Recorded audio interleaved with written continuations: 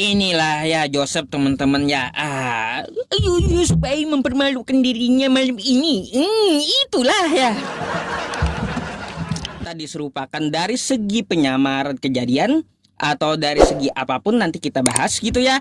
Yang penting kita menyampaikan dulu iman Islam. Kita tidak mengatakan bahwa Nabi Isa itu mati terkutuk, tidak. Karena kutuk itu adalah salib itu adalah lambang kutuk, kan kayak gitu. Jadi kita tidak menyebutkan Nabi Isa alaihi salam beliau mati terkutuk. Dan apakah Nabi Isa sampai saat ini dia itu telah wafat? Belum. Saat ini Nabi Isa alaihi salam masih di hadirat Allah Subhanahu wa taala. Barrafa'ahullahu ilaih. Quran surah An-Nisa ayat 158. Jadi ini berlangsung ya teman-teman semuanya. Nabi Isa yang akan turun kedua kalinya sebelum kiamat. Nah, itulah pemahaman dari umat Islam tentang berkaitan Nabi Isa ya. Kalau kita samakan dirujukan dengan Yesus Kristus yang ada dalam kekristenan. Mari kita ambil ya yang positif, ambil yang sama gitu dari ajarannya, buang perbedaannya. Kalau mau berpikir gitu ya. Oke, ya teman-teman semuanya, mungkin itulah dulu opening dari saya ya. Biarkan Joseph kali ini openingnya 5 menit juga, kita kasih waktu untuk menjelaskan bagaimana salib dalam iman dia gitu ya. Oke.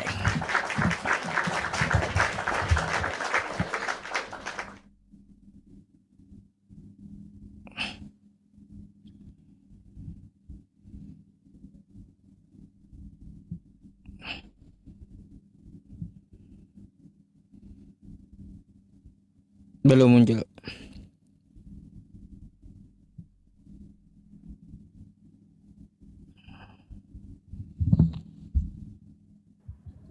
Oke, nanti silakan di-mute ya Ustadz ya. Oke. Oke, silakan kita rematch. Oke, silakan di-mute Ustadz. Oke. Shalom, salve teman-teman semua yang sedang menyaksikan, teman-teman Kristen yang di Room Yusuf WI, teman-teman Islam. Kita mau bahas temanya tentang penyaliban. Siapa yang disalibkan menurut Al-Quran? Ingat, pertanyaannya siapa? Kita harus menjawab. Ya, sampai dengan akhir kita nanti akan memberikan kesimpulan. Sebelum kita sampai ke substansi, izinkan saya membuat suatu pembukaan. Dalam perjanjian lama, tanda salib itu bukan kutuk seperti yang digunakan dalam pemikiran Yusuf PI dan dalam pemikiran jahat orang Islam. Karena salib adalah kutuk bagi orang-orang yang binasa, makanya sesuai dengan yang dikatakan oleh Rasul Paulus, tetapi Injil, tetapi salib adalah pembodohan bagi orang-orang yang tidak percaya. Maka bagi mereka, bagi orang Islam, bagi Muhammad, bagi orang-orang yang mengikuti Muhammad, itu adalah kebinasaan. Sejak dalam perjanjian lama, dalam Yehezkiel 9 ayat 4 dikatakan begini. Firman Tuhan kepadanya, berjalanlah dari tengah-tengah kota yaitu Yerusalem dan tulislah huruf T. Taf dalam Ibrani itu adalah bentuk salib. Dan itu menyimbolkan keselamatan. Yaitu Yerusalem dan tulislah huruf T pada dahi orang-orang yang berkeluh kesah karena segala perbuatan-perbuatan keji yang dilakukan di sana. Artinya apa? Sejak semula tanda salib adalah tanda keselamatan penghiburan dalam Yehezkiel 9 ayat 4. Kemudian kalau kita melihat dalam perjanjian baru, saya itu kronologis tidak seperti Ustadz Yusuf yang sepertinya agak bingung untuk memulai dari mana ya ketika mau pembuka. Kita lihat di dalam Alkitab, dalam Matius 16 ayat 21, Yesus sendiri mengatakan bahwa sejak waktu itu Yesus mulai menyatakan kepada murid-murid bahwa ia harus pergi ke Yerusalem dan menanggung banyak penderitaan dari pihak-pihak tua-tua, imam-imam kepala dan orang-orang ahli Taurat. Sesuai dengan nubuatan Yesaya 53 mengenai hamba yang menderita. Bagi orang-orang Islam, mereka akan melihat iblis itu sebagai yang berjasa. Tapi kalau Anda lihat dalam Mazmur 22 ayat 1 ketika Tuhan Yesus mengatakan Eli Eli lama sabachthani untuk mengutip nubuatan dalam Mazmur, Anda baca di dalam Mazmur 22 ayat 22 sampai dengan 23. Bahwa ketika di situ dikatakan bahwa bangsa-bangsa mengolok-olok bangsa-bangsa kemudian bangsa-bangsa mengolok-olok dan memaki Yesus, maka di ayat 22 dan dalam Mazmur 22 tentang nubuatan penyaliban Mesias itu, bangsa-bangsa akan berbalik dan semua bersujud di dalam nama Yesus yang tersalib di kayu salib. Dalam Mazmur 22 digenapi, ketika Tuhan Yesus disalibkan, salah seorang dari kepala tentara Romawi yang bernama Longinus bertobat. Dan itulah titik balik di mana pada akhirnya Injil semakin dipercaya oleh orang-orang yang bukan saja orang Yahudi. Maka penyaliban ini sekali lagi bukanlah suatu bentuk kutuk melainkan berkat sesuai dengan dalam surat Rasul Paulus kepada jemaat di Roma. Juga oleh surat Rasul Petrus, surat 1 Petrus ayat yang ke-19 yang menyatakan penyaliban Yesus adalah keselamatan. Dan juga di dalam suratnya yang sama, surat Rasul Petrus juga mengingatkan kita bahwa oleh darahnya kita ditebus bukan dengan emas, bukan dengan perak, melainkan dengan darahnya yang mahal, yaitu darah anak domba yang tidak bercacat. Yang juga sama di dalam perspektif teman-teman Islam, bahwa ketika semenjak penciptaan diusirnya Adam, diusirnya istrinya Adam yang saya tidak tahu namanya dalam Al-Quran, juga anaknya Qabil dan saudaranya. Ketika mereka hendak menghapus dosa, mereka menggunakan kurban. Kurban yang sama itu sesuai dengan Ibrani 10 tidak mampu menyelamatkan. Maka kurban yang sejati di dalam Ibrani 10 yang menggenapi segala bayang-bayang dalam hukum Taurat adalah kurban Yesus di kayu salib. Maka salib bukanlah bentuk kutukan, justru salib mengubah kutuk menjadi berkat. Orang-orang menyangka bahwa di dalam Galatia 3 ayat 13 dikatakan terkutuklah orang yang digantung di kayu salib. Kenapa? Karena yang digantung di kayu salib itulah yang menanggung kutuk kita. Kita lihat di dalam Yesaya 53, nanti saya akan bukakan ayatnya. Di dalam Yesaya 53 dikatakan apa? Kita mengira dirinya kena tulah, dipukul, dan disiksa oleh Allah, padahal penyakit kitalah yang ditanggungnya. Itulah anggapan bagi orang-orang Islam yang tidak memahami bagaimana nubuat 700 tahun lalu telah tertulis dalam kitab Yesaya, bahwa memang orang-orang menyangka Yesus kena kutuk, Yesus kena tulah, Yesus dibenci, Yesus dihakimi oleh Allah, tetapi sesungguhnya penyakit kitalah yang ditanggungnya. Maka hal ini sejalan juga di dalam surat Rasul Paulus kepada jemaat di Roma. Dikatakan, oleh karena satu orang, demikian juga maut menjalar kepada semua orang. Maka perbuatan yang sama oleh karena satu tindakan pembenaran, yaitu Kristus sebagai Adam yang baru dalam Roma 5, dikatakan membuat kita dibenarkan oleh karena kasih karunia Allah. Seperti yang dikatakan oleh Yohanes sendiri yang mengutip perkataan Yesus dalam Yohanes 3 ayat 16. Karena begitu besar kasih Allah akan dunia, sehingga setiap orang yang percaya kepadanya akan memperoleh hidup kekal dan tidak akan binasa. Itulah kuasa salib.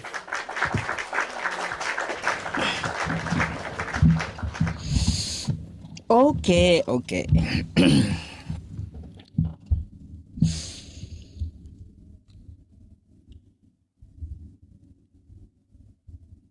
Belum ya teman-teman, kita pakai waktu teratur. Baik teman-teman, kita sudah memperhatikan apa yang dikatakan oleh Joseph tadi dalam uraiannya gitu ya, di dalam keagamaannya, bagaimana pandangannya terhadap salib. Jadi salib itu adalah hal yang paling fundamental dalam kekatolikan atau dalam kekristenan. Dengan kata Yosef tadi, nubuatan sudah diadakan di zaman para nabi. Ya, termaktub di dalam kitab Yesaya 53 katanya. Lalu Yosef tadi membawakan Yesaya 53. Di sini saya mempunyai pertanyaan buat Yosef ya. Kalau ini dipaksa untuk Yesus ya. Ini pertanyaan saya. Pertama, Yesaya 53. Jika Yesaya 53 ini untuk Yesus, mari kita baca di ayat 10-nya. Nih. Tetapi ya, Tuhan berkehendak meremukkan dia dengan kesakitan apabila ia menyerahkan dirinya sebagai korban penebus salah, ia akan melihat keturunannya. Umurnya akan lanjut dan kehendak Tuhan akan terlaksana. Jika kata Yosef, Yesaya 53 ini adalah ya nubuatan penyalipan Yesus, saya mau minta kepada Yosef untuk menunjukkan mana istri dan anaknya Yesus. Itu dulu ya. Karena orang yang di sini dikatakan karena korban penebus salah itu ya teman-teman ya, penebus salah nih ya, penebus salah, ia akan melihat keturunannya. Jika ini dipaksa untuk Yesus, mana anak-anak Yesus? Mana istri Yesus? Ya, coba ya silahkan dulu itu ya. Itu dulu lah yang kau pikir ya. Baru satu saya bertanya. Nah, terkait tentang masalah penyalipan di Al-Qur'an belum ada pertanyaan ya. Saya jadi nggak mengulas Al-Qur'annya dulu ya, teman-teman. Kita mengulas apa yang dikatakan oleh Joseph aja ya, sesuai dengan tema. Jadi masalah penyalipan ini teman-teman kita angkat siapa oknum yang tersalib dan bagaimana sejarahnya dan adakah nubuatannya. Ternyata ya Joseph memakai Yesaya 53. Untuk apa? Untuk memaksakan bahwa itu adalah nubuatan untuk Yesus. Dan tadi Joseph juga mengatakan tuh korban-korban dulu sejak zaman Nabi Adam, Abraham dan yang lainnya. Korbannya pakai korban hewan. Lalu setelah zaman Yesus, korbannya pakai darah manusia. Sekarang aku minta dalil, Sep. Ya, dua pertanyaanku jadinya jadi sama kamu. Di mana nubuatannya di kitab para nabi atau di kitab Taurat menebus dosa itu memakai darah manusia? Ya, tolong dicarikan. Dulu kan kita tahu ya, kita tahu di perjanjian lama bagaimana orang menebus dosa. Pakai kulit hewan, pakai tai sapi, kan gitu. Nah, terus pakai darah hewan. Pakai darah hewan, nggak ada pakai darah manusia.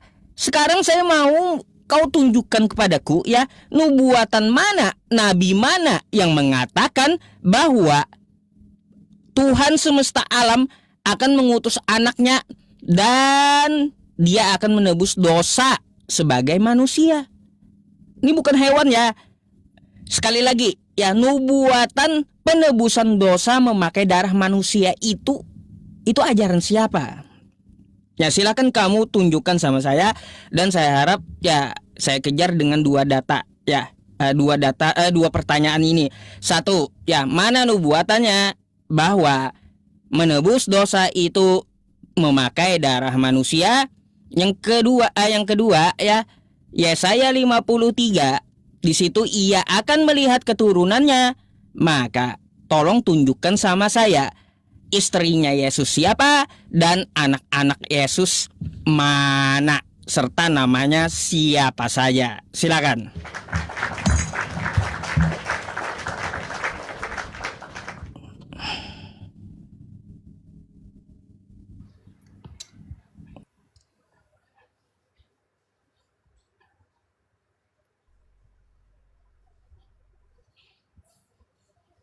Oke, silahkan di mute lagi Ustadz ya. Silahkan, sekarang giliran saya. Oke, saya langsung saja jawab pertanyaan saya. Di dalam Yesaya 53 ayat 10, saya tunggu-tunggu ini Ustadz termakan jebakan saya. Ini membuktikan bahwa Yusuf PI tidak mampu dan tidak capable untuk membahas sisi kekristenan ya. Jadi yang Kristen gak usah khawatir. Kita lihat dalam bahasa Ibraninya. Nanti kita bermain bahasa Ibrani, nanti kamu silahkan konsili dengan Nandar. Coba suruh cross check, benar gak yang dijelaskan Joseph? Ya, saya kesini. Lihat teman-teman, kita langsung buka teks aslinya. Ini kan kedemenan Islam. Coba baca dong teks aslinya. Oke, kita baca di sini. Di sini dengan menggunakan kata zera. Zera di sini, hisit ini tidak bermakna tok, artinya keturunan secara biologis. Ya, ini tidak bermakna keturunan secara biologis.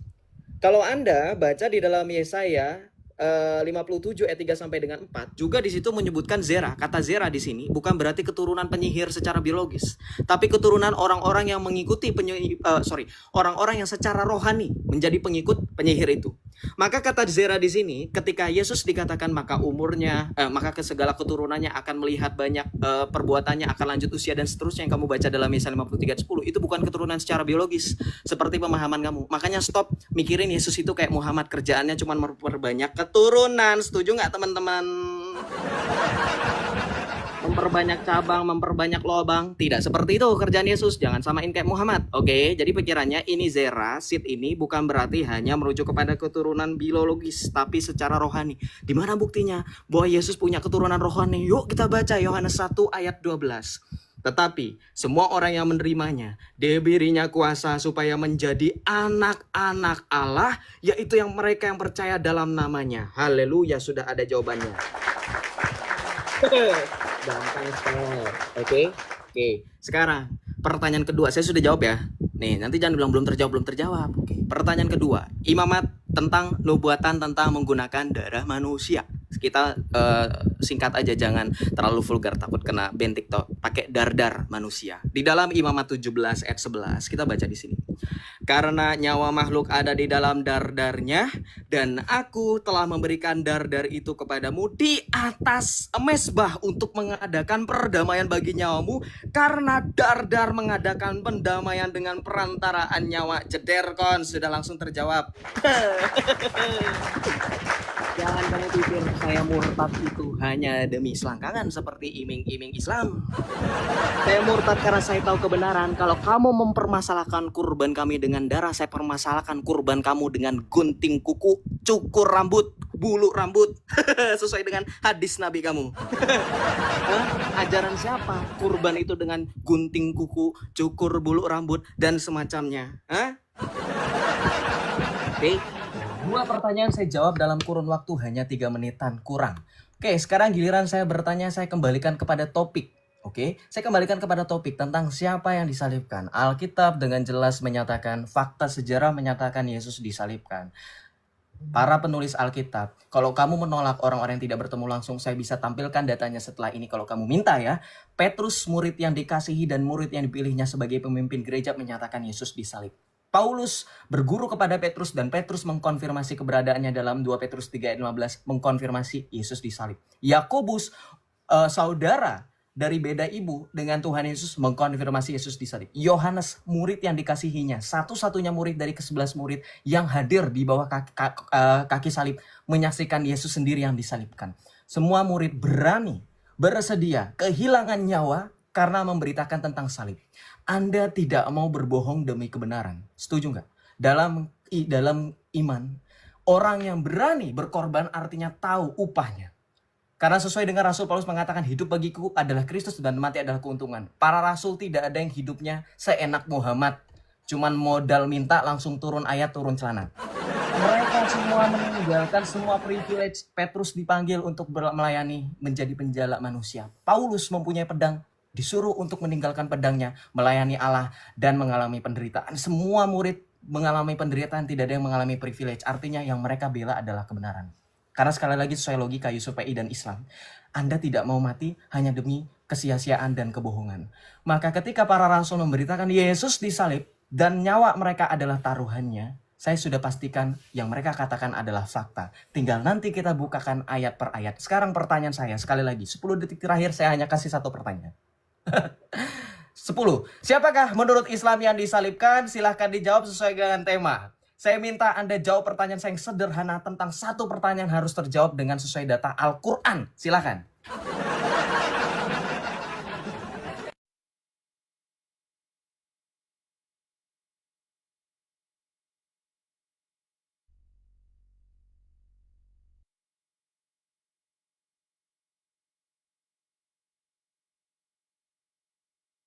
Silakan ya, diterima undangannya.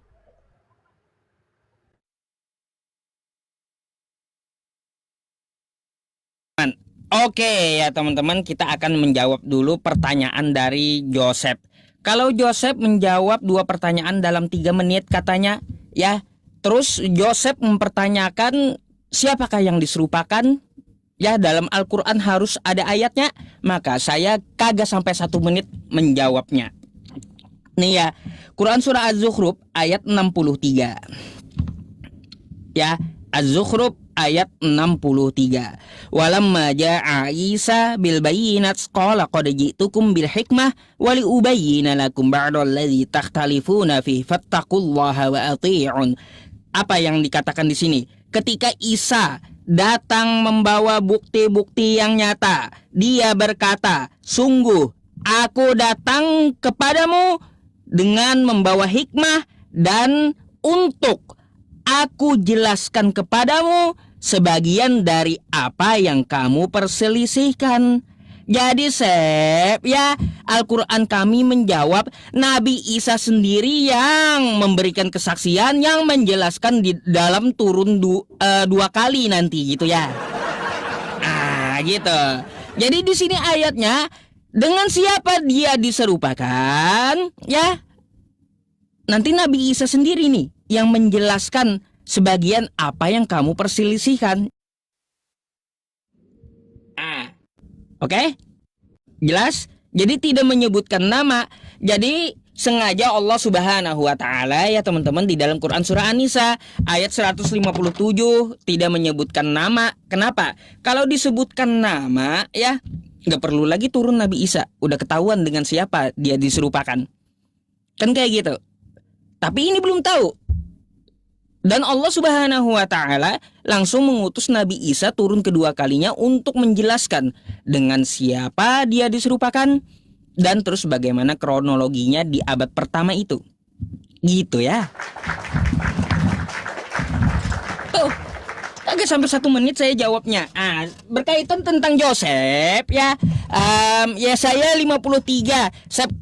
Kau perlu belajar lagi deh kayaknya ya. Iya, kosakata zera ya. Kamu tahu nggak zera itu apa? Di bahasa Ibrani, zera. Ini Sep, zera itu tanya aja orang-orang Yahudi sperma. Ya, sperma. Zera, gitu. Makanya diterjemahkan keturunanmu. Keturunannya benih ya, benih bukan keturunan rohani. Kau jangan ngeles di situ ya. Di sini benih, kau paham kan, benih, makanya aku bilang jahera. Kosakata Ibrani yaitu sperma jemahnya ya. Makanya di sini diterjemahkan keturunannya atau benih gitu. Bukan keturunan rohani. Nggak bisa kau kibulin aku. Silakan kau bantah itu ya. Kalau ya saya 53 untuk Yesus, mana bantahannya? Kayak gitu. Di situ tertulis ya, tercatat bahwa ya Yesus akan melihat keturunannya. Pasti itu. Pasti sesuai bahasa teks aslinya. Terus juga ya teman-teman semuanya tentang masalah Imamat 11 nomor 7. Inilah ajaran Kristen dusta dalam segala hal ya. Nih teman-teman ya, saya tidak meminta masalah larangan makan darah, enggak. Yang saya minta itu ya teman-teman, mana nubuatannya menebus dosa pakai darah manusia. Lalu Joseph membawakan larangan makan darah. Apa nyambungnya coba? Itu larangan makan darah ya. Nih, perikopnya kau baca. Kan biasanya kalian tuh ya. Kalian. Nih. Imamat 11. Imamat 11 atau imamat berapa di bawah Joseph tadi? Imamat 7.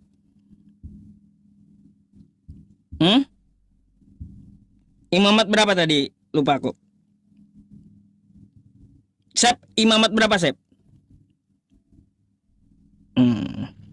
Baik.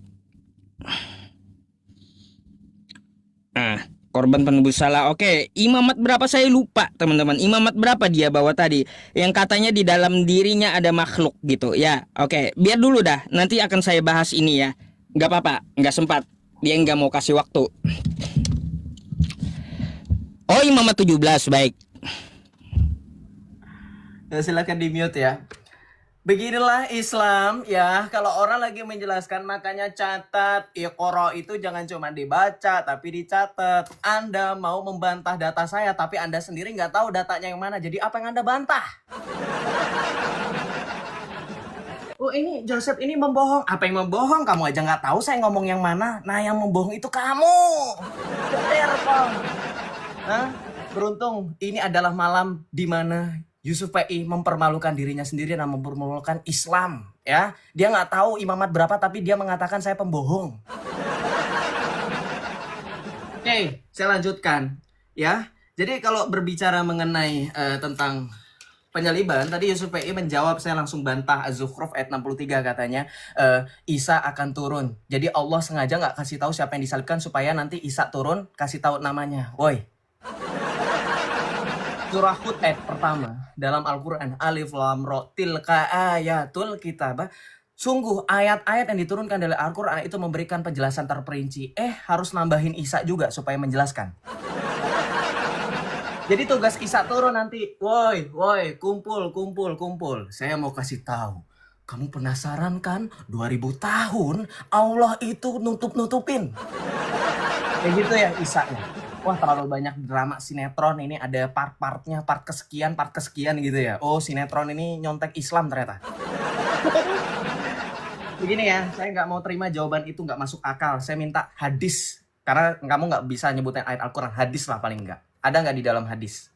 Nabi Isa turun kasih tahu yang disalibkan siapa? Nggak ada, ini cuma asumsi kamu. Cocokologi. Jelas ditanya siapa kok. Bilang aja nggak ada, sudah selesai. Supaya kita sudah tahu kesimpulannya Al-Quran bukan kitab suci. Oke, kamu mempertanyakan dengan tadi keturunan secara rohani, kamu bilang katanya itu sperma. Kamu tuh bisa bahasa Inggris gak sih? Itu ya, makanya saya bilang buang pikiran Muhammad itu. Ya, coba kamu baca A'udzubillahi minasyaitonirrajim. Lindungilah aku dari godaan setan terkutuk. Yaitu bawaannya pengen keluar. Keluar mana, lihat. Gini ya. Nih lihat. Ini zerah teman-teman, zera. Ini nggak cuman preman. Kamu bayangin deh bahasa Inggris, yielding seed and fruit. Masa buah ini bisa mekar karena air mani? Jangan kamu samakan kayak Al-Quranmu lah. Air mani itu keluar dari tulang sumsum. Ini bukan berarti hanya sperma, artinya banyak arti. Kan Ustadz juga mengerti bahasa Arab itu dari rumpun Semit kuno. Satu kata itu bermakna artinya. Maka ketika tadi saya tunjukkan Zera itu bukan hanya keturunan biologis, yaitu disebut dengan anak-anak Allah, kamu terima. Ketika seorang guru menyebut anak-anakku yang kukasihi, apakah berarti gurunya itu punya anak sebanyak sekelas itu? Jadi tolonglah ya, Muhammad gak usah dibawa-bawa dalam diskusi kita. Memang beliau itu suka sekali memperbanyak keturunan. Ya, saya sudah jawab. Oke, sekarang kamu tadi mau mempermasalahkan ini tentang larangan makan darah. Yang dipermasalahkan sama kamu kan tentang kamu bertanya, adakah dalam perjanjian lama bahwa membebaskan, menebuskan dosa itu pakai darah? Kamu baca nggak baik-baik di sini? Islam itu suka aneh. Mereka mengutip ayat kita sembarangan kita terima. Tapi ketika kita memakai cara yang sama, kutip ayat yang cuman satu ayat kita potong, mereka nggak suka. Mereka suruh kita baca perikop. Ini dunia kebalik Islam. Kami lebih tahu daripada Anda. Nanti kalau saya pakai cara yang sama, nanti MUI ngamuk-ngamuk bilangnya Joseph itu mempreteli Al-Quran. Ini yang kamu mempermasalahkan, silahkan saya bacakan ulang. Karena nyawa makhluk ada di dalam darahnya, dan aku perhatikan telah memberikan darah itu kepadamu di atas mezbah untuk mengadakan pendamaian bagi nyawamu. Karena dar mengadakan pendamaian dengan perantara nyawa. Sudah saya ulangi ya di situ. Oke, nanti perjanjian lama ayat-ayatnya tentang pengorbanan, tentang pertumpahan darah untuk pembebasan nyawa, pembebasan dari dosa nanti saya akan tampilkan. Oke, sekarang saya ulangi lagi 10 detik terakhir seperti biasa. Saya ulangi lagi pertanyaannya. Tidak terjawab. Siapa yang disalibkan? Jangan pakai asumsi. Jangan pakai, dalam Az-Zukhruf ayat 63 nanti Isa, kalau kamu saya tantang baca asbabun nuzulnya, berani nggak? Itu tidak berbicara nantinya Isa akan ngomongin tentang siapa yang disalibkan. Tidak ada. Kalau teman-teman Islam mau jujur sesuai dengan hadis, Isa itu turun hanya untuk membun-bun babi, jadi tukang jagal. Jadi tukang gergaji bangunan, ngancurin salib. Ya, jadi saya minta sekali lagi 10 detik terakhir saya ulangi pertanyaan saya, siapa yang disalibkan sesuai data Al-Quran? Saya minta karena temanya tentang Alkitab dan Al-Quran.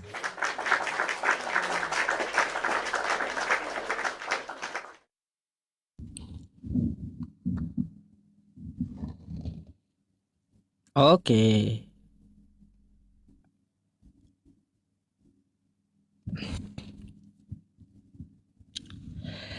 Inilah ya Joseph teman-teman ya. Supaya mempermalukan dirinya malam ini. Itulah ya. Bukan mempermalukan Sep ya, karena ya kitab kau itu di dalam otakku gitu.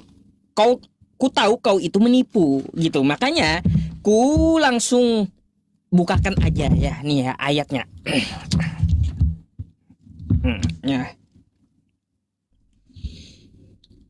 Di sini ya teman-teman, kalau kita kan nanti baca ke tengah langsung comot-comot ayat katanya. Baca satu skop. Oke, kita baca satu skop ya. Judulnya apa teman-teman? larangan tentang makan, ya, makan darah atau bangkai. Yang saya tanyakan tadi apa? Di mana nubuatan ada ajaran para nabi menebus dosa pakai darah manusia. Lalu apa hubungannya dengan ini coba?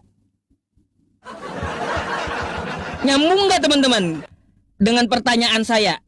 Ah? Nyambung gak? Dia kasih ayat ini. Mana nubuatannya menebus dosa pakai darah manusia? Lalu dia tunjukkan kepada kita larangan makan darah. Nyambung gak? Aduh, coba kau pahami, Sep. Ya, pertanyaanku itu ya. Pahami nabi mana ya yang mengajarkan atau menubuatkan menebus dosa memakai darah manusia. Bukan kau tunjukkan kepada kami larangan makan darah. Nggak nyambung. Aduh. Kita bahas masalah manusia, Josepnya malah bahas masalah makanan gitu. Kan nggak nyambung, udah di situnya ya. Nah, itu yang mempermalukan diri sendiri, Sep. Ya, perlu kau catat itu gitu. Yang ku minta sekali lagi, di mana dalilnya ya bahwa para nabi terdahulu mengajarkan menebus dosa, menumbalkan manusia, menebus dosa memakai darah manusia, bukan larangan makan darah yang saya minta. Kayak gimana sih? Di situ aja udah nggak nyambung. Terus masalah tentang Az-Zukhruf 63. Lalu kau meminta dari hadis dah. Lah, aku langsung bawa ayatnya dari Al-Qur'an. Nampak kau bisa baca. Kan kayak gitu ya. Lalu aku membacakan Quran surah Az-Zukhruf 63 tadi, apakah enggak menjawab gitu? Padahal kan ayat Al-Qur'an yang menjawab sesuai kehendakmu dari Al-Qur'an. Nah, di situ di dalam Al-Qur'an dijelaskan di Az-Zukhruf 63, Nabi Isa akan datang turun kedua kalinya, beliau akan menjelaskan kepada siapa beliau diserupakan. Aku tahu kamu mau menggiring kemana, udah tahu. Nanti kalau aku pakai hadis larinya ke sini, udah tahu lebih pengalamanku, Sep, ya. Aku lebih pengalaman tentang membahas itu ya, makanya aku nggak mau repot membahas tentang masalah itu. Makanya ku bawakan saja Quran surah Az-Zukhruf ayat 63. Nabi Isa sendiri yang akan menjelaskan gitu. Jadi nggak perlu kita repot-repot mau nyari atau lagi pula ya teman-teman semuanya ya, tidak hal yang fundamental juga gitu ya di dalam agama Islam. Waktu ayat itu turun, nggak ada tuh sahabat Nabi kita mempertanyakan, "Hai Nabi, dengan siapa Nabi Isa diserupakan?" Nggak ada sahabat Nabi menanya. Karena nggak penting gitu. Andai pun ada pertanyaan itu di zaman dulu, pasti dijawab Nabi ya teman-teman melalui hadisnya. Tapi nggak ada para sahabat mempertanyakan hal itu. Karena apa? Karena kagak penting. Gitu, kagak penting ya teman-teman semuanya. Jadi begitu, Sep. Ya, coba perhatikan ya. Kamu mengatakan aku tidak memperhatikan jawabanmu. Sekarang kamu yang tidak memperhatikan pertanyaanku. Bikin malu. Sekali lagi aku mau tanya ya sama kamu. Kuulangi lagi pertanyaannya. Di manakah nubuatan para nabi terdahulu ya menebus dosa memakai tumbal darah manusia? Itu dulu ya. Itu dulu. Berkaitan tentang masalah Yesaya 53 Zerah tadi ya. Mana bantahannya? Kamu menunjukkan di situ seperti kata Zerah tadi kamu pakai ke kalimat yang lain kata kamu kan. Tapi kalau ini kita lihat di situ terjemahnya adalah benih. Artinya apa di situ? Hal pokok kandung yang terdapat di dalamnya, Sep. Ya, anak kandung.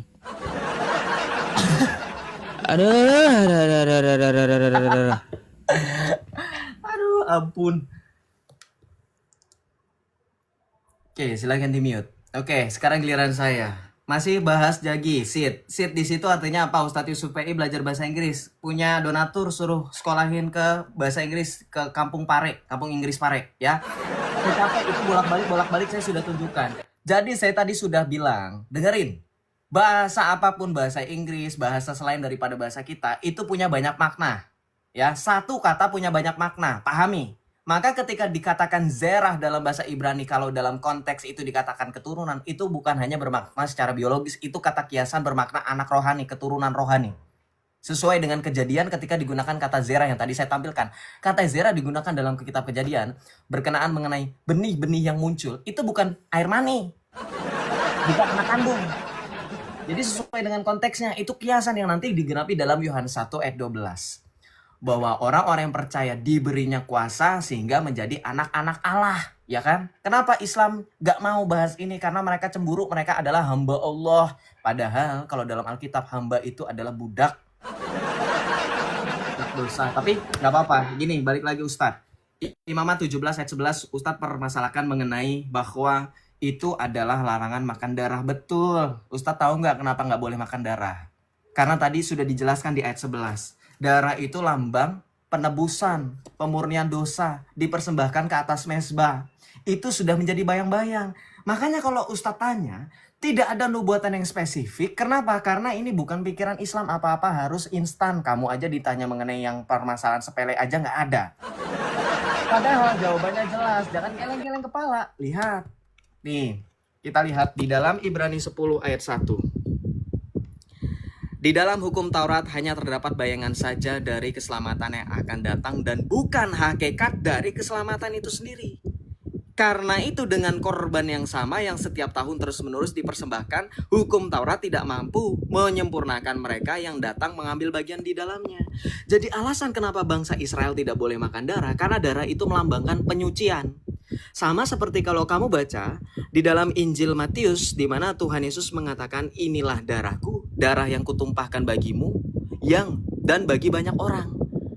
Maka kita memakan tubuh dan darah Kristus dalam rupa hosti dan anggur. Itulah penyempurnaannya. Maka di dalam imamat kenapa dilarang? Karena imamat ini berkenaan sebelum kedatangan Mesias. Itu menjadi satu-satunya keselamatan mereka. Oke, paham? Ya. Maka ketika kamu berbicara mengenai nubuatan, tadi sudah digenapi di dalam Ibrani 10 ayat 1 bahwa Yesus dikatakan sebagai anak domba Allah dalam Injil Yohanes oleh Rasul Yohanes. Inilah anak domba Allah. Yesus dikatakan sebagai anak domba. Kenapa? Karena Yesus adalah sesuai dengan nubuatan dalam kitab para nabi. Seperti dalam Yesaya kan betul? Seperti anak domba yang digiring kepada tempat penyiksaan dan tidak membuka mulutnya. Yesus dikatakan sebagai anak domba. Maka Yesus itu dikatakan sebagai anak domba bukan berarti dia hewan. Itu kata kiasan juga, jangan sampai salah ya Islam ya. Oke. Selanjutnya saya bahas mengenai katanya Ustadz Yusuf PI, para sahabat itu tidak pernah bertanya mengenai penyaliban ya. Yang gimana mau nanya, orang nggak boleh nanya kok sama Allah katanya.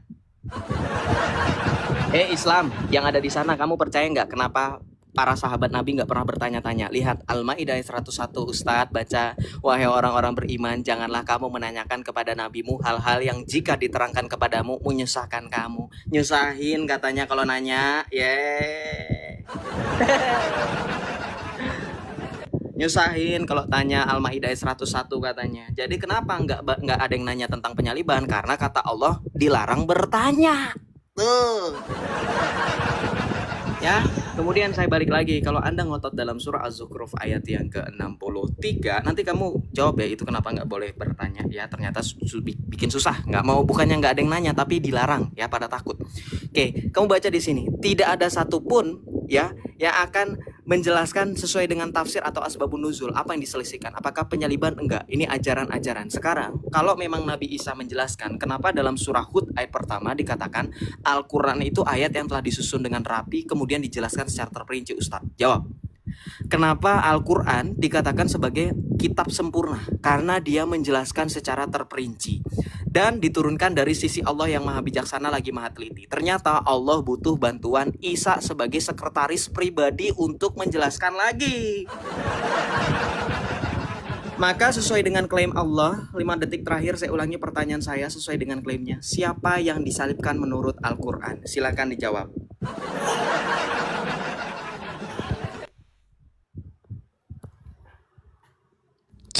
Penasaran dia, kata Quran katanya.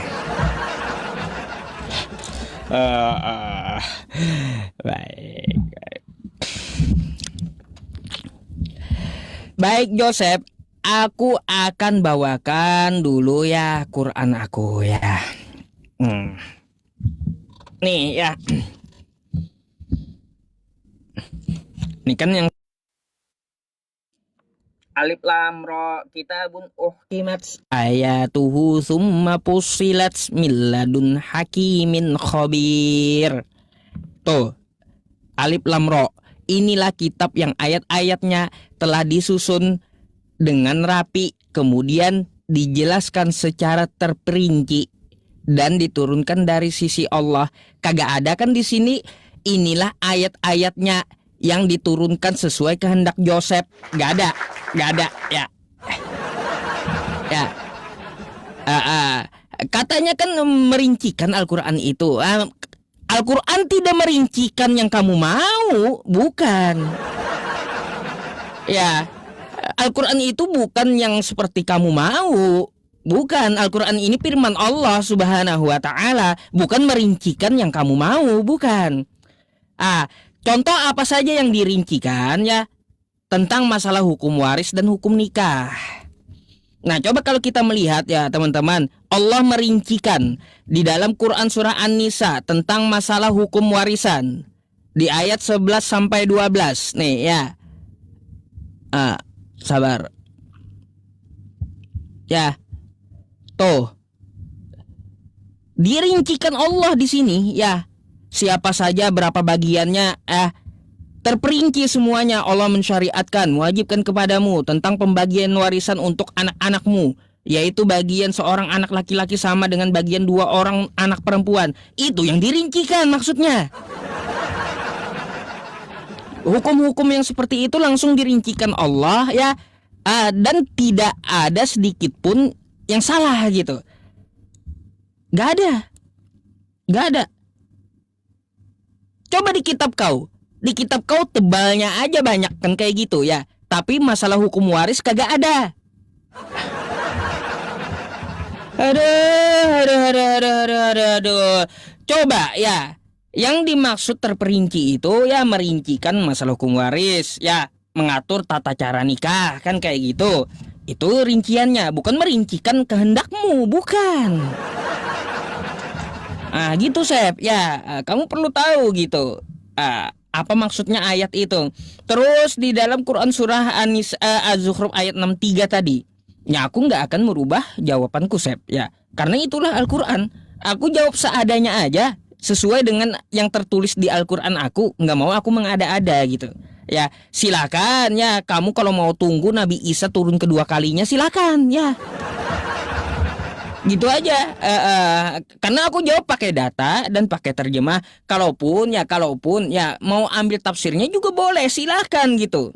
Ya, silakan. Terus berkaitan tentang masalah jawaban Joseph tadi ya teman-teman semuanya, tentang masalah nih di kekristenannya. Teman-teman semuanya, ada nggak jawaban Joseph tadi nyambung tentang masalah larangan makan darah dengan korban penebus dosa pakai darah manusia? Dimana mau berusaha disambung-sambungkan tapi kagak mau nyambung gitu loh. Iya, yang kita cari itu ya dimana nubuatannya menebus dosa memakai darah manusia. Jangan kau menyambung-nyambungkan yang tidak nyambung gitu.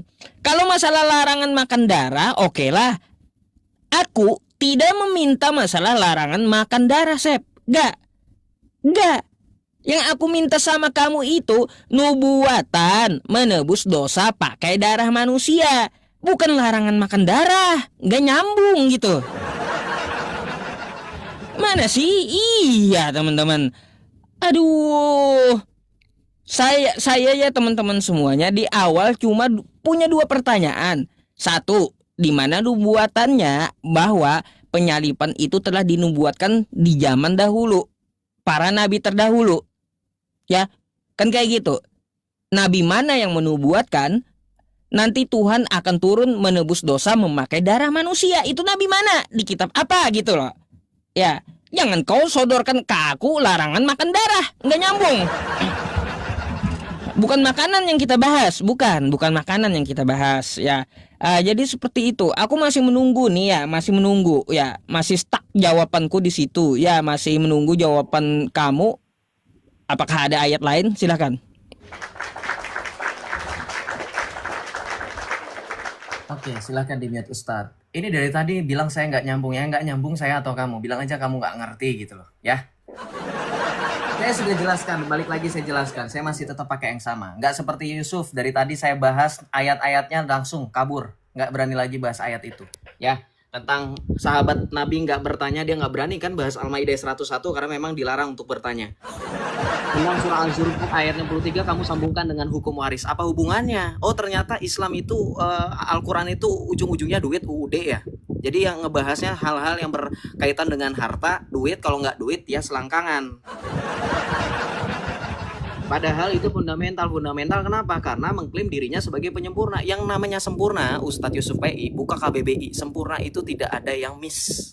Tidak ada yang bolong-bolong. Semua rapih, utuh. Paham nggak? Kamu tanya sama profesor manapun, sempurna itu artinya tidak ada yang miss. Kenapa di bagian itu jadi miss? Siapa yang nggak nyambung sekarang? Kok dibilang terperinci, tapi terperinci? Yang namanya terperinci itu ya detail. Mau bagaimanapun orang cari, hal kecil apapun pasti ketemu. Sesuai dengan surah Al-Baqarah ayat 2 kan. Dalilnya nanti saya bukakan. Tidak ada keraguan di dalamnya. Sekarang yang ragu-ragu, itu Islam yang sekarang bingung dengan siapa yang disalibkan. Kainama mengatakan Yehohanan. Ipung mengatakan Simon dari Kirene. Don Ditan mengatakan yang disalibkan adalah Yudas Iskariot, murid Yesus. Jadi siapa yang bingung? Oke, balik lagi Imamat 17. Kamu baca baik-baik. Karena nyawa makhluk ada di dalam darahnya. Perhatikan, ini nubuatan. Dan aku telah memberikan darah itu kepadamu di atas mezbah untuk mengadakan pendamaian bagi nyawamu. Karena Dardar mengadakan pendamaian dengan perantaran nyawa. Perhatikan di sini. Ini kalau kamu baca betul perikopnya tentang larangan memakan Dardar dan bangkai. Yang saya sudah jelaskan tadi, orang Yahudi dilarang makan dardar karena darah ini melambangkan kehidupan atau nefes. Maka ketika di dalam perjanjian lama, perhatikan simak baik-baik, mereka mengorbankan berulang-ulang korban yang sama tentang hewan. Dan itu tidak mampu menyempurnakan hukum mereka. Maka di dalam Ibrani 10 ayat 1 dikatakan apa? Dikatakan hukum Taurat tidak mungkin menyempurnakan mereka. Karena dengan cara itu mereka terus berulang. Tetapi kurban Yesus, ya perhatikan, perhatikan, mengutip di dalam Mazmur 40 ayat 7-9, engkau tidak berkenan kepada korban sembelihan dan korban sajian. Ini mengutip perkataan Tuhan Yesus sendiri. Di dalam Ibrani 10 ayat 5 sampai dengan 7, perhatikan. Ketika Yesus datang sebagai Mesias, sebagai juru selamat, perhatikan kata Yesus. Karena itu ketika ia masuk ke dunia, ia berkata, korban dan persembahan tidak engkau kehendaki, tetapi engkau telah menyediakan tubuh bagiku. Kepada korban bakaran dan korban penghapus dosa engkau tidak berkenan. Ini menggenapi Mazmur 40 ayat 97 untuk melengkapi Imamat 17 ayat 11 yang menyatakan bahwa darah itu mengadakan pendamaian dengan perantara nyawa.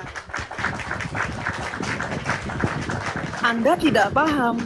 Karena di dalam Islam, penebusan dosa tidak menggunakan darah, tapi pakai apa? Pakai batu Hajar Aswad. Nggak bakalan nyambung. Makanya Anda mengatakan Anda keturunan Abrahamik, Anda keturunan Ismail, tapi Anda tidak mengikuti praktik perjanjian lama, menebus dosa dengan darah, tapi Anda ganti dengan batu. Makanya nggak paham. Kalau Anda paham hukum Taurat, Anda boleh tanya sama orang Yahudi. Hukum Taurat itu melarang, kenapa? Karena darah itu lambang penyucian dosa, bukan batu. Itu yang Anda tidak paham, makanya Anda tinggalkan Islam, Anda belajar tentang kebenaran dari mulai Judaism sampai dengan Anda menemukan kekristenan adalah penyempurnaan dari Judaism. Itulah anak-anak rohani, keturunan yang lanjut. Yang dimaksud dalam Yesaya 53 ayat 10 adalah kami yang percaya dan menjadi anak-anak Allah. Sekarang, saya bantah lagi Al-Quran. Kamu perhatikan di dalam tadi jawabannya Yusuf PI. Kamu katakan katanya hukum waris Islam sudah lengkap. Kalau hukum waris Islam sudah lengkap, Indonesia harusnya nggak pakai hukum Belanda, warisan Belanda penjajah. Kamu tanya sama hakim-hakim. Saya tanya sama orang-orang Islam yang sudah merasakan bagaimana pembagian hak waris. Apakah hanya tok pakai hukum Islam? Tidak. Diatur dalam KUHP Perdata itu nggak cuma hukum waris Islam loh. Kamu jangan malu-maluin. Ada teman-teman yang backgroundnya hukum mungkin lebih paham ya. Lagi apa hubungannya diskusi kita dengan hukum waris dan kawin? Sudah, jangan poligami mulu pemikirannya. Oke, kita lanjut lagi. Saya tanya sama kamu, sesuai dengan surah Hud ayat pertama di sini terperinci, rapi. Allah Maha teliti. Kalau Allah Maha teliti, siapa yang disalibkan? Saya tetap konsisten loh dengan pertanyaan saya karena tidak menjawab. Siapa yang disalibkan? Saya nanya sama Al-Qur'an. Al-Qur'an itu perkataan Allah, bukan perkataan Isa. Silahkan dijawab.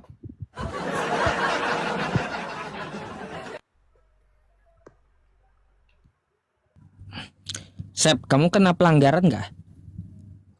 Coba cek. Enggak kayaknya. Enggak sih kayaknya enggak. Enggak ya? Kenapa emang di Ustadz ada pelanggaran? Iya, ada peringatannya kamu pelanggaran.